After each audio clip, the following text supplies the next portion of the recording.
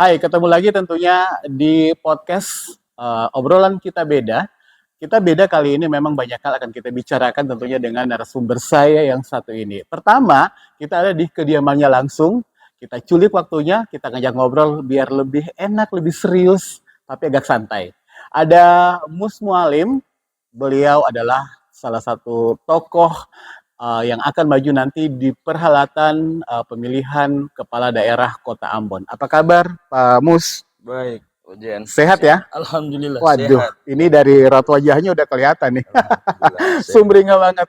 Baik, kita lihat bahwa dinamika perhelatan Pilwakot Kota Ambon ini udah semakin kesini, ini udah semakin kita melihat siapa-siapa yang akan maju nanti di perhelatan sebagai wali kota maupun juga sebagai calon wakil wali kota. Anda sudah mendaftar di beberapa partai dan konon kabarnya ini Anda lebih menguat nih dari calon-calon yang lain sebagai wakil wali kota. Tapi sebelum kita ngomong soal pencalonan itu, kita mau dulu Pak Mus, Anda melihat dinamika Kota Ambon saat ini seperti apa sih keadaannya?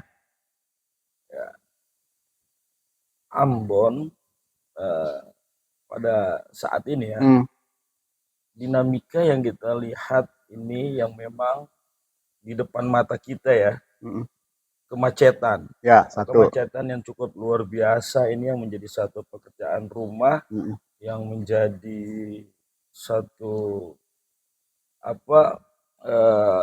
situasi yang selalu kita ketemu tiap hari. Ya. Dan begitu semrautnya di pasar. Pasar ya. Ini yang memang jadi dinamika sudah tidak bisa terbendung lagi. Nah, dinamika ini yang memang butuh satu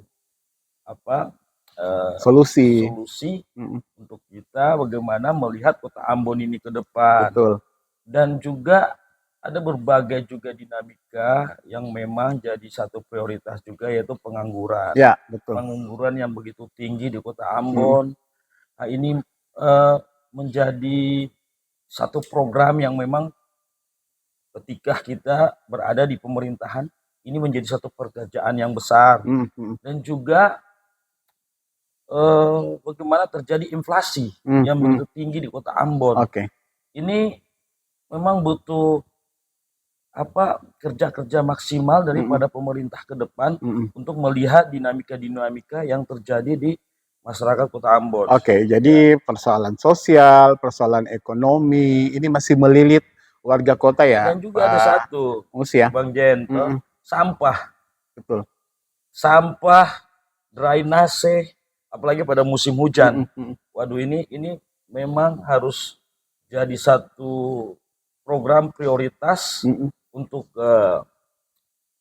bagaimana target-target pemerintahan ke depan untuk melihat Kota Ambon ini supaya bisa jadi lebih baik lah. Lebih bersih, lebih sehat. Karena Kota Ambon ini kota yang dijuluki Ambon Manise. Jadi bagaimana kata Manise itu kita sandingkan dengan kota ini kan. Jadi memang butuh untuk kota ini terlihat manis. Betul. Nah, ini butuh memang satu terobosan buat kita ke depan, bagaimana melihat kota ini bisa lebih baik. Betul. Dan lebih indah, nyaman, asri, dan itu harus kita wujudkan. Harus kita wujudkan. Betul. Kira-kira itu. Pak Mus, kadang kita melihat bahwa banyak persoalan sosial, persoalan ekonomi ini selalu ditujukan kepada pemerintah, kepada pemerintahan saja, tanpa kita sendiri masyarakat mungkin bisa lebih lagi memahami bahwa ini sebenarnya juga butuh peran aktif masyarakat. Bagaimana Anda melihat persoalan masyarakat yang memang belum terlibat secara utuh, Pak, di dalam proses pembangunan di kota ini? Ya, memang kita harus betul-betul sadari sungguh ya, bahwa masyarakat ini juga belum disiplin. Betul. Terkait eh, sampah, kan sudah ada aturan dari pemerintah juga terkait pembuangan sampah. Mungkin kita harus banyak mensosialisasi buat masyarakat ya terkait dengan kebersihan ini, karena pemerintah ini tidak bisa kerja sendiri, harus ditopang juga, didukung oleh elemen-elemen masyarakat yang memang sebagai mitra ya, pelaku. Mereka pelaku dalam kehidupan di kota ini kan. betul. Jadi kita bukan saja bermitra, tapi bagaimana saling sadar bahwa yang mempunyai kota ini kita masing-masing. Betul, artinya kesadaran itu juga ada di masyarakat ya Pak Mus ya. Kalau pemerintahnya juga sudah bekerja, tetapi rakyat tidak mendukung juga percuma sebenarnya. Nah, persoalan yang tadi Anda sebutkan, misalnya pasar yang sementara sekarang ini masih menjadi polemik di masyarakat, bahkan di pedagang itu sendiri. Anda melihat bagaimana sebenarnya memaintain para pedagang yang ada nih Pak Mus, sehingga penataan pasar itu lebih baik, penghasilan orang juga jadi lebih baik, ekonomi juga berkembang dengan baik seperti itu. Ya, ini butuh satu pemikiran yang memang inovatif, kreatif, dan visioner ke depan. Terkait pasar ini harus mempunyai rencana strategi, renstra kan. Karena gini, pasar yang sekarang ini kita tidak bisa membedakan mana pasar tradisional, mana pasar modern. Ini digabung semua. Jadi satu. Makanya jadi satu. Ketika pasar modern dengan pasar tradisional itu digabungkan, maka ini semrawut. Nah, makanya ke depan saya berpikir begini, harus ada pemisahan. Betul. Pasar modern dia berdiri sendiri, pasar tradisional ini nanti kita bikin satu penempatan ke depan. Saya berkeinginan begini, ke depan itu seandainya saya terpilih saya akan berkolaborasi dengan wali kotanya. Wali kota. Saya ingin bikin tuh pasar raya. Ada terbentuk pasar raya yang di dalamnya itu bisa menampung semua pedagang-pedagang kaki lima, pedagang-pedagang UMKM bahkan. UMKM saya akan bikin itu satu pasar raya itu, dan itu akan mengangkat PAD dan akan menertibkan pedagang-pedagang itu. Mereka jadi tertib, jadi teratur, dan PAD akan bertambah dari pembangunan pasar raya itu. Betul, artinya bahwa kalau konsep pasar itu jelas, pedagang juga merasakan dampaknya ya Pak Mus ya? Pasti. Anda basic-nya juga adalah seorang pengusaha. Kita berbicara soal pengangguran tadi sudah Anda sebutkan sendiri di Kota Ambon ini juga masih tinggi. Bagaimana sebenarnya membuat masyarakat, warga kota ini, khususnya anak-anak muda punya jiwa entrepreneur, Pak Mus? Ya, jadi Ambon ini sebenarnya kota yang kreatif. Anak-anaknya itu sangat kreatif. Cuma mungkin belum ada wadah atau bapak angkat yang memang untuk menaungi mereka. Padahal banyak peluang yang nanti bisa mereka ciptakan untuk bisa mengangkat kreativitas mereka untuk menjadi suatu dunia usaha. Sekarang ini kan gini, dengan berkembangnya IT, anak-anak muda harus banyak mempergunakan IT itu sebagai cerobong untuk mereka bisa melakukan kreativitas yang memang menghasilkan. Dan gini, saya melihat pengangguran ini sudah terlalu memang tinggi ya Kota Ambon. Ke depan saya tuh ingin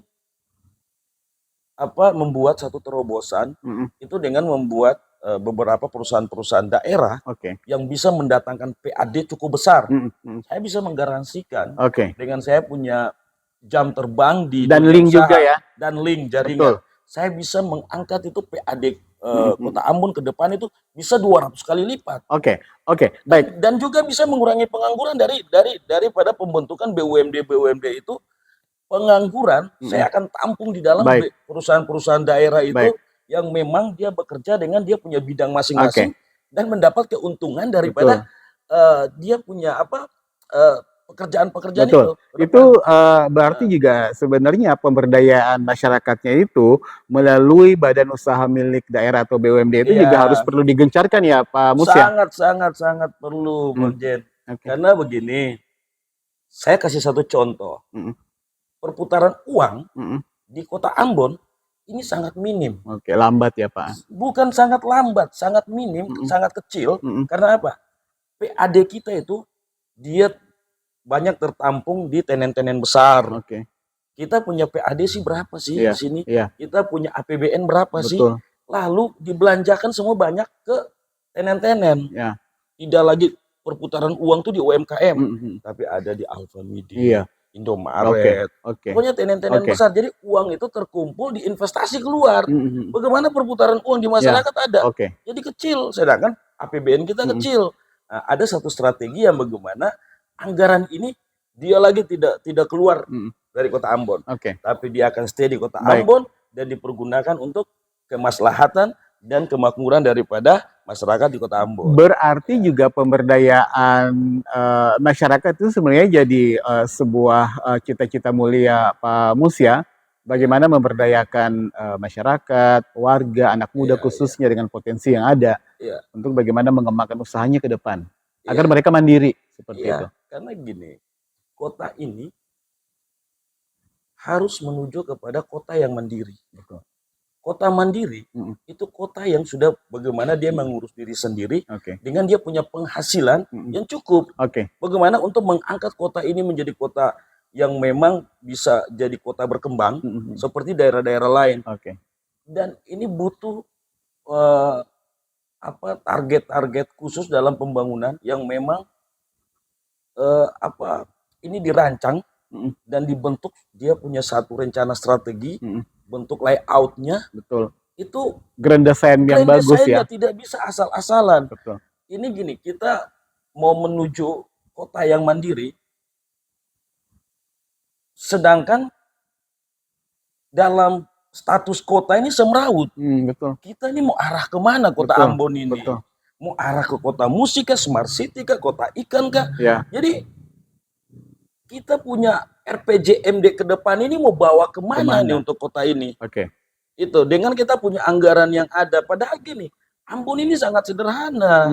Ini kota jasa. Ya, betul. Kita manfaatkan keberadaan kita ini untuk 11 kabupaten kota. Betul. Mereka harus menjadikan Ambon ini sebagai tempat kota singgah dan mereka punya tempat untuk bagaimana penghubung ekonominya. Betul. Mereka punya kegiatan-kegiatan usaha sebagai bagaimana kerjasama untuk pangan di sini. Apalagi juga. Ambon juga kan sebagai ibu kota provinsi ya Pak Mus ya, harusnya lebih memberikan dampak yang lain kepada daerah-daerah lain sebenarnya. Seperti itu. Baik, semakin kesini kita melihat bahwa Pak Mus juga sudah mencalonkan diri nih sebagai kandidat wakil wali kota 5 tahun mendatang. Mudah-mudahan insya Allah Pak terpilih seperti itu. Karena kita juga butuh sebenarnya sosok muda, energik, entrepreneur dengan segala ide besarnya untuk membangun kota ini. Pak Mus sendiri, Anda melihat bahwa kadang-kadang kita masih mendengar bahwa maju ke perhelatan Pilwakot atau Pilkada ini orang dengan banyak motivasi. Apa sih motivasi yang mendasar? Pak Mus, Anda belum ngomong di tempat ini, tapi saya pengen tanya dulu nih, motivasi paling mendasar. Saya yang paling mendasar itu, saya ingin memberantaskan itu kemiskinan. Tidak boleh ada kemiskinan di kota Ambon, zero. Oke. Tidak ada kemiskinan ekstrim dan perumahan-perumahan kumuh itu tidak boleh ada. Dan ditata dengan baik. Harus ditata dengan baik. Ambon tidak semrawut lagi kayak sekarang ini. Bagaimana sampah-sampah drainase yang begitu tersumbat. Perumahan-perumahan yang memang belum tertata. tidak tertata dengan baik. Betul. Ini tugas daripada pemerintah kota. Dan sekali lagi gini, kita sebagai pemerintah, saya ke depan berkeinginan kalau saya berada dalam pemerintahan ya, kan cuma satu, fakir miskin, anak-anak terlantar itu dipelihara oleh negara. Undang-undangnya udah jelas nih. Undang-undang jelas, kita kasih makan mereka aja. Betul. Jadi kita cari uang. Betul. Kita cari uang kasih makan mereka, Pak Jen.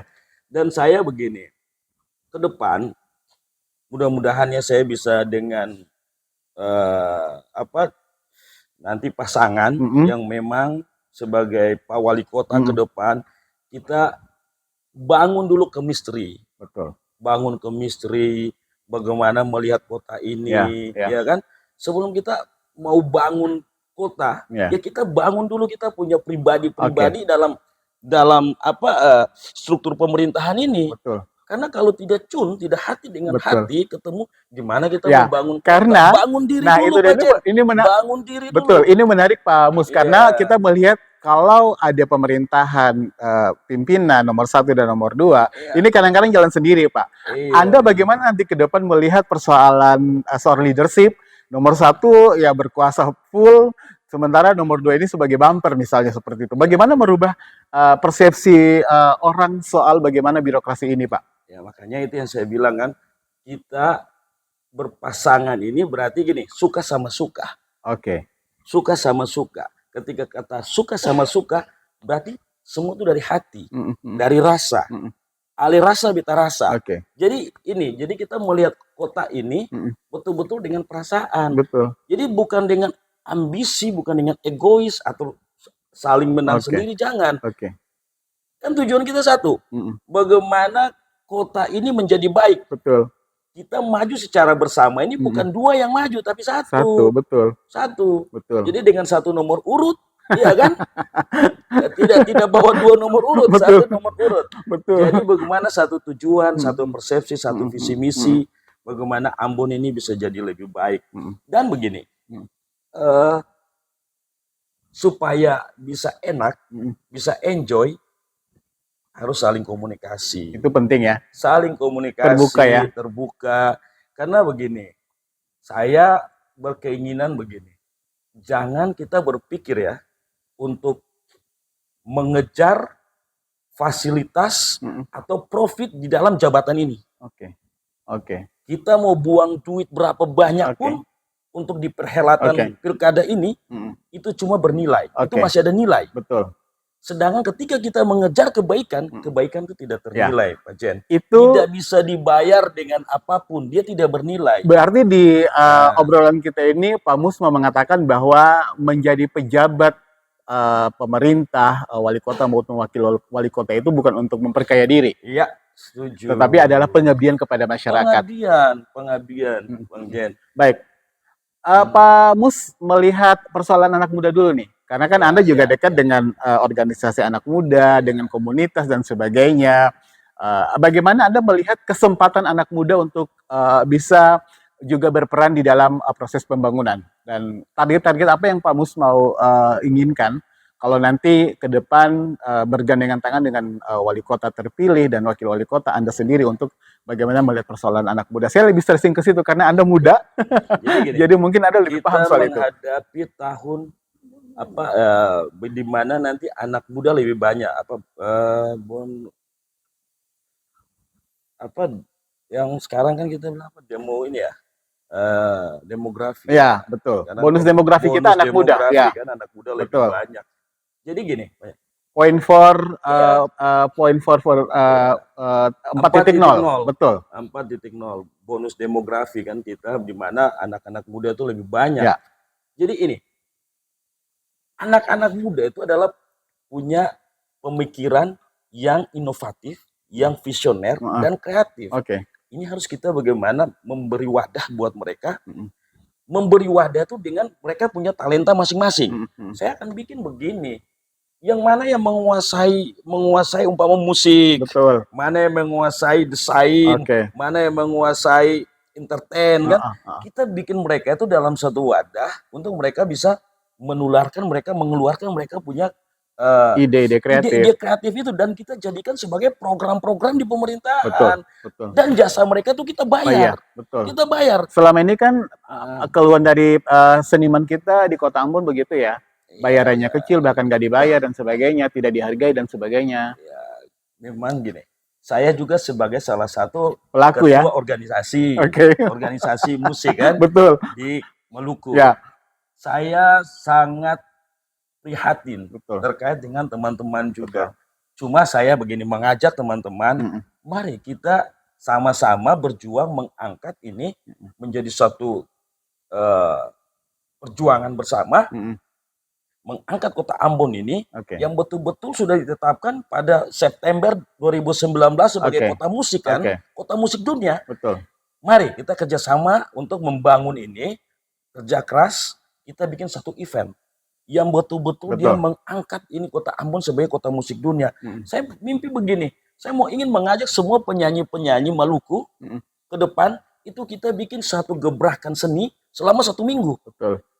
Dan mari kita kerjasama dengan kemampuan, dengan kelebihan masing-masing, dengan sumber daya masing-masing, kita bikin satu event besar di lapangan Merdeka lah, atau di mana yang memang kita kasih gratis buat masyarakat.